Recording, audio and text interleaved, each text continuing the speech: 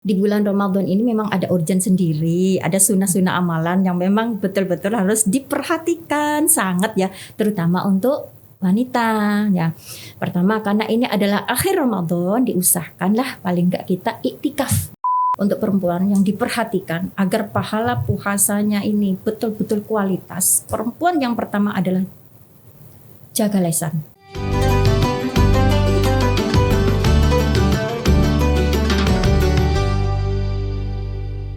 Assalamualaikum warahmatullahi wabarakatuh. Waalaikumsalam warahmatullahi wabarakatuh.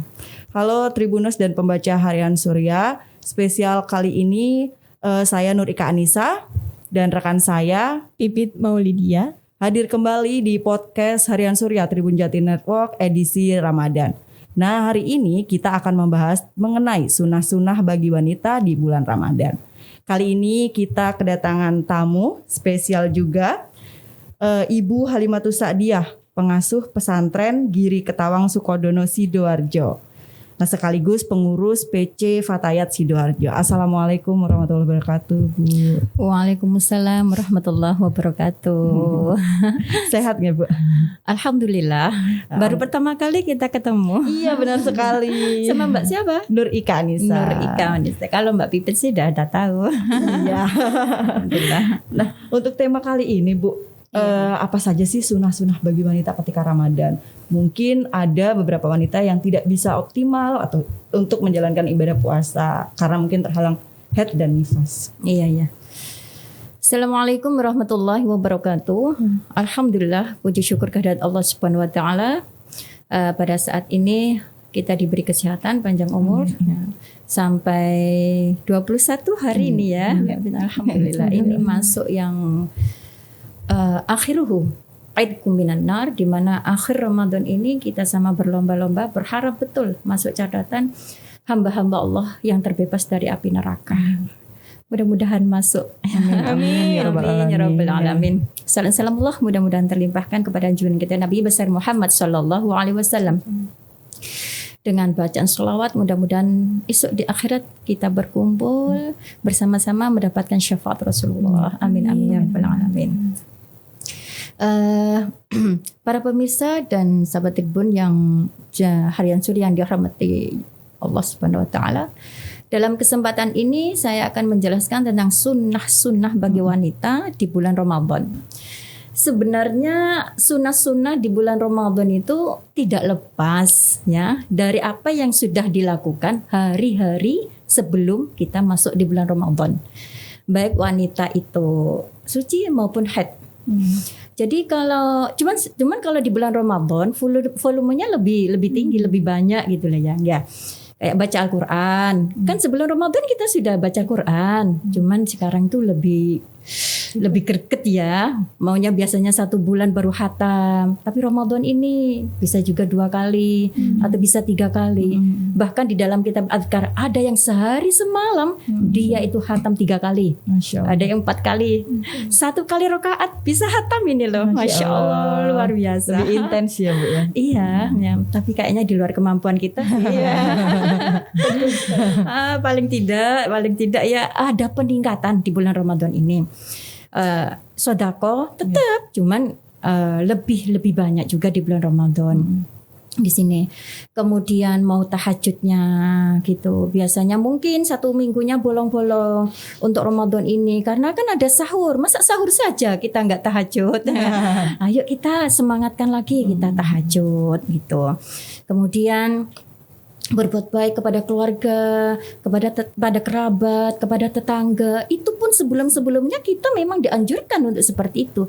Tapi di bulan Ramadan ini agar kita keluarnya fitrah suci, kita itu harus dohiran wa batinan. Jangan hanya dohirnya saja kita baik-baik saja. Ayo kita sucikan. Yang mungkin kemarin kita tidak menyapa, kita tidak baik-baik saja dengan tetangga Ramadan ini. Ayo kita antarkan sesuatu sambil lalu kita menyapa gitulah. Turunkan ego. Karena memang di sini belajar sabar Ramadan ini. Nah, ini apapun yang kita lakukan sebelum Ramadan dan kita lakukan di bulan Ramadan ini lebih maksimal lagi, itu sudah menjadi wadifah ini Mbak Pipit, Mbak Tangge. Wadifah itu apa? Amalan wiridan kita sehari-hari. Di situ Allah sudah siapkan malaikat untuk menjaga keistiqomahan kita. Contoh gini, Mbak Pipit kalau malam hari kalau sudah bangun jam 3 dan sama Mbak Ika ya jam 3 sudah biasa tahajud, kira-kira bangunnya itu perlu dibangunin lagi apa tiba-tiba sudah bangun sendiri? Tiba-tiba sudah bangun sendiri. Berarti Allah Ta'ala itu sudah menyiapkan malaikat penjaga untuk membangunkan Mbak Pit sama Ika. Itu namanya wadifah. Sudah menjadi wiritan keistiqomahan panjenengan. Iya, sudah ada wadifahnya. Bahkan ketika kita ya yang mempunyai wadifahnya yaumiyah, ada yang pagi, ada yang malam, mungkin punya wiritan bacaan surat Waqiah, bacaan surat Ar-Rahman atau Yasin, bahkan supaya anak-anak kita itu lebih bisa menjadi anak lebih meningkat kesolehannya, kita baca surat Luqman agar seperti Luqman ya. Ada yang mengatakan beliau adalah nabi, ada yang mengatakan beliau wali karena birrul walidainnya ya, dan diterangkan di dalam surat Luqman itu. Jadi kita tafaul ngalap berkahnya di situ. Kita baca itu gitu. Lah ketika kita membaca itu wirid-wiritan yaumiyah kita sehari-hari apapun itu, kemudian kok akhirnya lupa, maka kita boleh mengqodoknya di siang hari. Nah, sebagaimana di dalam Sahih Bukhari ya, di dalam kitab Al-Adhkar diterangkan dari sahabat Umar bin Khattab radhiyallahu an, di mana Rasulullah Shallallahu alaihi wasallam bersabda, "Man nama an hizbihi," siapapun yang tidurnya dia itu ninggalkan hizibnya, an yasya'i minhu, atau meninggalkan sesuatu yang menjadi kebiasaan baiknya dia di malam hari. Ya, kebaikan sodako, umpamanya biasanya kalau saya masuk maghrib, saya nggak pernah lepas ngasih sodako 1.000, wajib tuh kayaknya gitu loh umpamanya. Kok ternyata nama atau mungkin nasi ya lupa gitulah. Nah di sini fakoro'ahu, kemudian ia mengkodoknya, membacanya ma baina sholati subhi wa sholat duhur. Dia membacanya antara sholat subuhnya sampai menjelang duhur. Jadi dia mengkodoknya, mungkin mengkodok surat Waqiahnya setelah sholat subuh atau setelah sholat duha jam 10, pokoknya jangan setelah duhur ya. Ini dikatakan kutibalahu qara'a ka'annama qara'ahal lail, maka dicatat dia sebagaimana dia membacanya di malam hari. Artinya masuk hamba Allah yang masih tetap pada istiqomahnya. Kenapa? Al istiqomah itu tanalul karomah. Istiqomah itu membuat seseorang menjadi keramat. Apa keramat itu? Mulia di sisi Allah.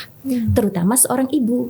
Kalau seorang ibu sudah punya istiqomahan sendiri, entah istiqomah tahajudnya, cara bicara baik, jangan pernah keluar kotor, cara perbuatannya, senyumnya dia, perilaku baiknya, wiridan apapun yang berupa baik, dia istiqomahkan itu, kemudian dia continue, maka dia akan menjadi keramat. Keramatnya itu gimana? Apa yang ia sampaikan kepada siapapun itu, terutama anak-anak. Anak-anak itu mudah takluk, mudah lulut gitu loh. Dengan apa yang disampaikan oleh ibu, nurut kata orang Jawa itu nurut. Lah kok CS sampean dua anak kok cek nurut temen? Ya ibunya ahli istiqomah gitu loh. Cuman Mbak Pipit, Mbak Ita ya, dan sahabat-sahabat sekalian, di bulan Ramadan ini memang ada urgen sendiri, ada sunnah-sunnah amalan yang memang betul-betul harus diperhatikan sangat ya, terutama untuk wanita ya. Pertama, karena ini adalah akhir Ramadan, diusahakanlah paling enggak kita iktikaf di akhir Ramadan ini. Kenapa? Karena Rasulullah SAW pada saat mau berangkat iktikaf di masjid ini dihalangi oleh Sayyidah Aisyah. Kenapa? Karena Sayyidah Aisyah ingin izin. Ya Rasulullah, saya ingin izin iktikaf, saya ingin juga dapat pahalanya. Karena izin, akhirnya Rasulullah mengizinkan, memperbolehkan. Akhirnya Sayyidah Aisyah bikin kemah. Melihat Sayyidah Aisyah bikin kemah, Sayyidah Hafsah istrinya Rasulullah itu, putri dari Sayyidina Umar bin Khattab ya, itu juga bikin kemah juga di sebelahnya. Diikuti lagi dua istrinya. Nah, pagi harinya Rasulullah, ini kemah siapa kok berjajar-jajar di sini gitu lah. Akhirnya bilang sama sahabat, bongkar saja ini gitu. Loh kok dibongkar? Padahal tadi kan dapat izin. Ternyata disuruh bongkarnya yang dapat izin 1, yang nggak izin 3. Jadi intinya itikaf itu boleh bagi perempuan, terutama yang punya istri, yang punya suami, apabila 1 suaminya mengizinkan, Ridho. ridho. Yang kedua ini perempuan yang tidak menimbulkan fitnah. Ini sebagaimana diterangkan oleh Al-Awi Abbas Al-Maliki dalam kitab Inambatul Ahkam. Beliau mengatakan boleh nggak apa-apa gitu. Yang kedua, ada hal yang mubah ya, sesuatu hal yang mubah kalau ditinggalkannya maka sunnah. Ini untuk perempuannya. Tapi di situ menimbulkan syahwat. Apa syahwat itu? Kesenangan yang luar biasa kalau dibiarkan terus-menerus akan menjadi haram, makruh ataupun haram. Apa kesenangan apa? Masma' mabsor, malbas, musyammas, apa itu? Kesenangan melihat, kesenangan mendengar, kesenangan menyentuh, kesenangan mendengarkan gitu. Itu kesenangan apa yang ada di syahwatnya perempuan itu ya. Contoh gini, belum buka puasa terus kita jalan-jalan, ayo kita jalan-jalan ngapain? Lihat makanan itu senang, bagus-bagus itu, enak-enak rasanya. Dia lihat sudah bayangkan enaknya, nikmatnya, syahwatnya, si timbul rasa inginnya. Itu kalau ditinggalkan dapat pahala loh. Padahal kita kan kita nggak batal, yang penting kan nggak batal, nggak apa-apa. Kalau ditinggalkan dapat pahala. Itu iya. Kalau suami berangkat kerja, kita ngapain? Salim kan? Dicium keningan kan? Nggak masalah, karena memang nggak ada syahwatnya. Dan itu tata krama.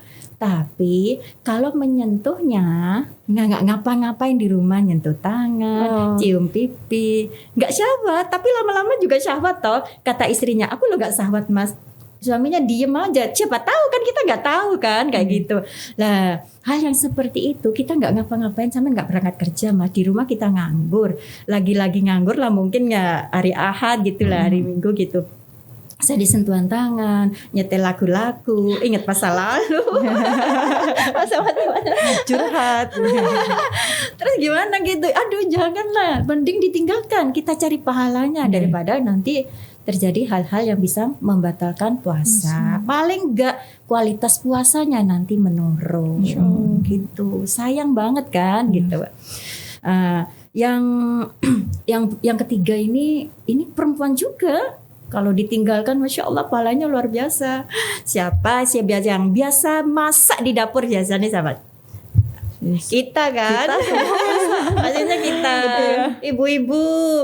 Nah, kalau masak dicicipi enggak? Biasanya ya, kalau saya enggak sih. Kalau biasanya ya supaya enggak mengecewakan akhirnya dicicipi. Nah, ini batal enggak kan? Asalkan dilepeh. Iya. Ini apa yang saya jelaskan mulai awal sampai akhir itu dijelaskan di dalam kitab Irsyadul Ibad ya. Para ulama menjelaskan seperti itu. Dicicipi enggak apa-apa asalkan dilepeh. Tapi kalau ditinggalkan pahala. Masya Allah. Pahala. Jadi gimana? Ya semuanya pakai feeling aja. Sambil lalu kalau bunyai saya bilang, wes nduk kayak masak iku nak, wes ngene nak, Allahumma rihu warahan wa jannatu na'im, Allahumma rihu warahan wa jannatu na'im. Itu nanti dapat aroma dari surga. Enak. Harus dipraktekkan sepertinya ya. Iya, bilangnya kayak gitu. Jadi saya kalau masak, masya Allah, makanya saya bilang, kalau nak masakan kalau kayak bukan masakanmu, padahal masak apa, tahu tempe. Bonusnya dipuji suami juga. Ya, alhamdulillah ya nggak sih. Sebenarnya keikhlasan. Istri masak modelnya mungkin masakan Jerman lah, Belanda lah, mau Solo lah, mau apalah, atau masakan Jawa biasa. Tapi kalau kita masak, walaupun jangan asam iwak lento, asalkan ikhlas ya, terus kita doain, di situ ada bismillahnya paling tidak. Ya Allah, yang makan juga ikut nikmat loh. Yang makan ikut nikmat loh. Maka diajarkan sama beliau ya, kiai saya di pesantren itu, kalau masak nak, sentuh pertama kali semua masakan dengan basmalah. Kullu dzibalin barakatun. Jadi setiap sesuatu yang baik kalau gak diawali dengan basmalah dan hamdalah, akan terputus barokahnya. Makanya harus pakai basmalah dan hamdalah. Jadi bismillahirrahmanirrahim kalau masak beras ya. Jadi waktu mususi kata orang Jawa, bacakan sholawat seperti dia tawaf 7 kali. Allahumma sholli ala Muhammad, Allahumma sholli, kan sudah tahu ya kayak gitu. Alhamdulillah, pasti ini dimakan kan. Jangan sering-sering suami makan di luar.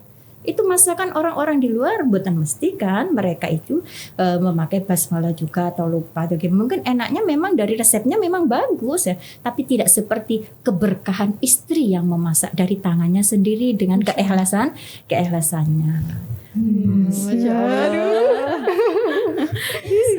Sunnah ya kan. Ya jadi ini.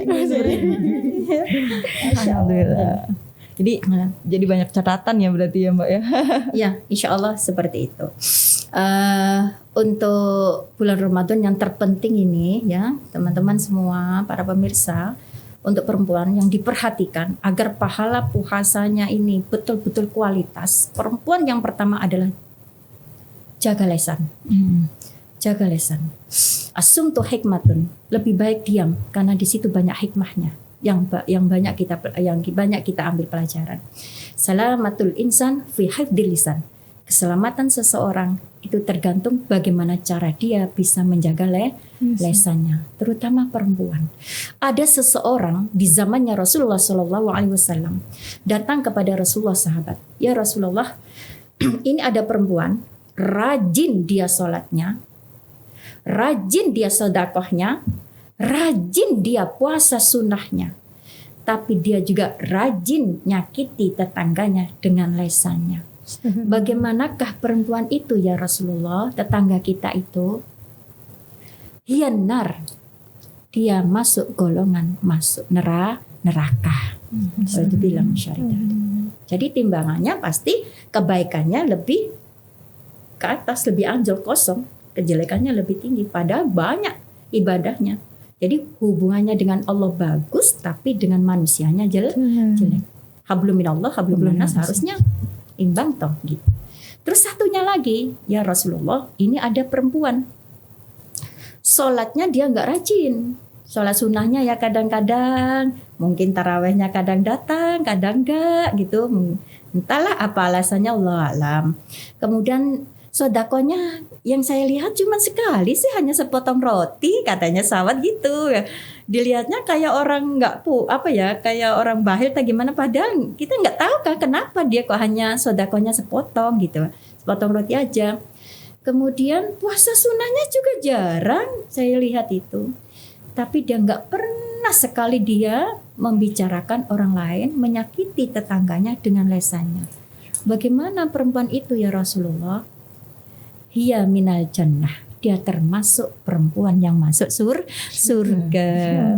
Insya Allah. Jadi lisan itu penting banget, harus kita jaga di bulan Ramadan ini. Sunnah, kalau memang kita nggak ada perlunya, nggak usah bicara, itu sunnah. Tapi kalau perlu, kayak kita kan bicara. Kan nggak bicara gimana Mbak Fit? Kita kalau nyampaikan ilmu, mau bertikai bicara sama orang nggak apa-apa gitu loh.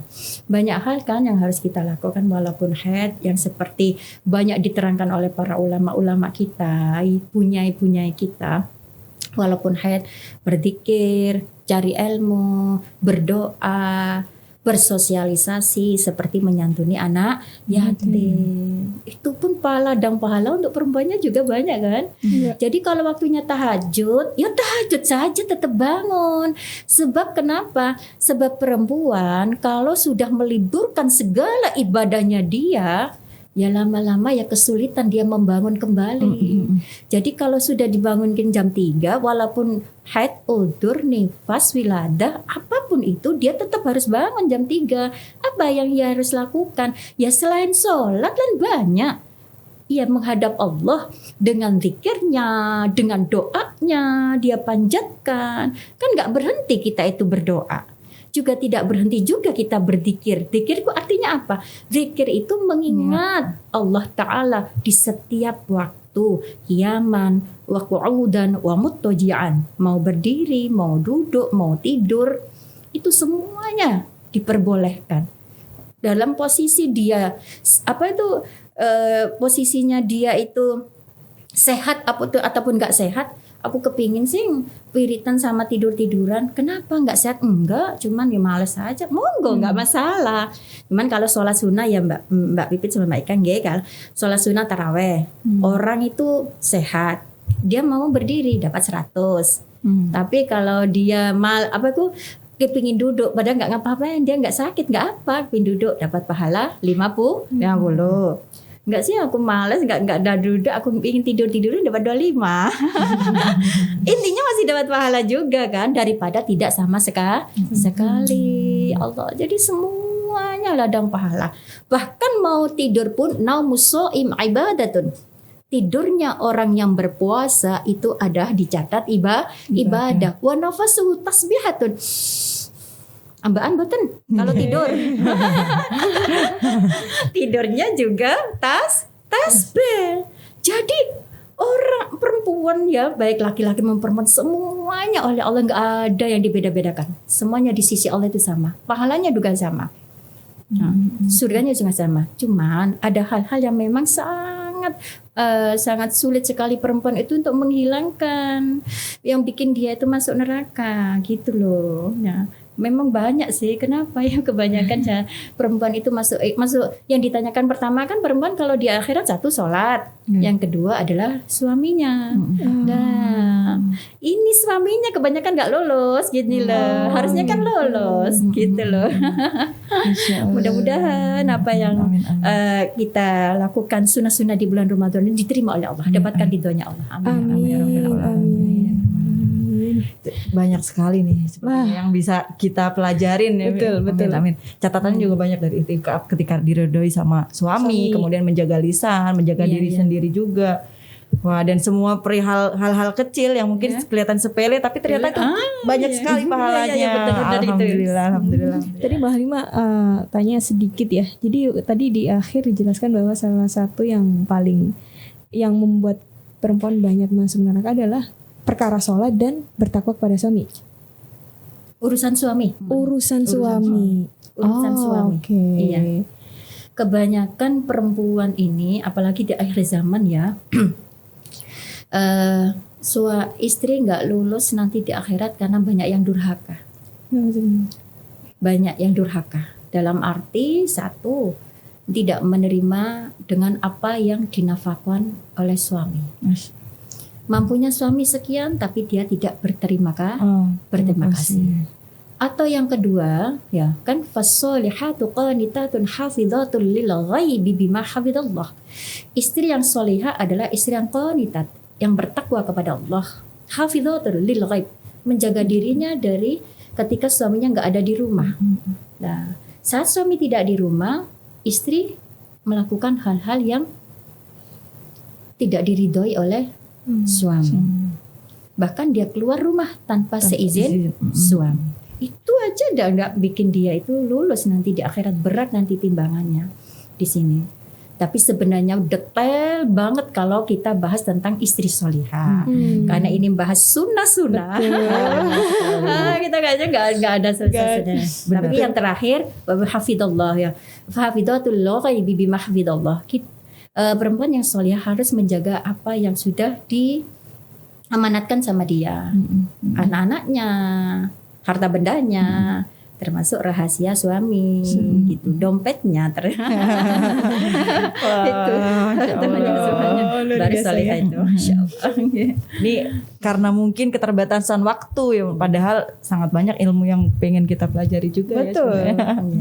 Ya semoga saja kita bisa bertemu di sesi-sesi berikutnya, kemudian Ramadan tahun-tahun berikutnya juga. Amin ya Rabbal Alamin. Diberi keberkahan umur. Amin. Wajah-wajah seperti ini mudah-mudahan menjadi tali silaturahim kita. Amin. Baik. Sepertinya sekian dulu ya Mbak ya untuk sesi kali ini. Dan semoga apa yang kita perbincangkan mendapatkan berkah dan juga bermanfaat. Amin. Baik, untuk Tribuners semua, terima kasih atas perhatiannya juga, dan semoga kalian semua dan kita semua sehat selalu. Sekian dari kami, terima kasih. Assalamualaikum warahmatullahi wabarakatuh. Waalaikumsalam warahmatullahi wabarakatuh.